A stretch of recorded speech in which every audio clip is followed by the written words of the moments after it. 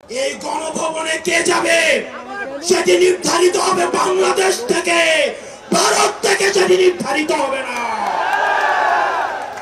আমরা স্পষ্ট করে বলতে চাই, এই সংসদে কে যাবে সেটি নির্ধারণ করবে বাংলাদেশের খেটে খাওয়া জনতা। এই সংসদের মসনদে কে বসবে সেটি নির্ধারণ করবে এই ভূখণ্ডের মধ্যে যারা রয়েছে সেই ভূখণ্ডের মানুষ। আমরা দীর্ঘ ১.৫ দশকের বেশি সময় ধরে আমরা একটা জাতি গড়ে তুলতে পারি নাই। বিভাজনের রাজনীতি আমাদের মধ্যে ইচ্ছাকৃতভাবে জিয়ে রাখা হয়েছে।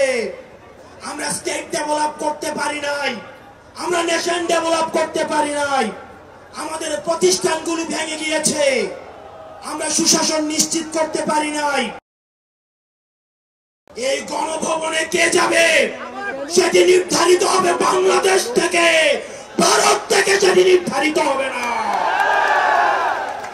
আমরা স্পষ্ট করে বলতে চাই, এই সংসদে কে যাবে সেটি নির্ধারণ করবে বাংলাদেশের খেটে খাওয়া জনতা।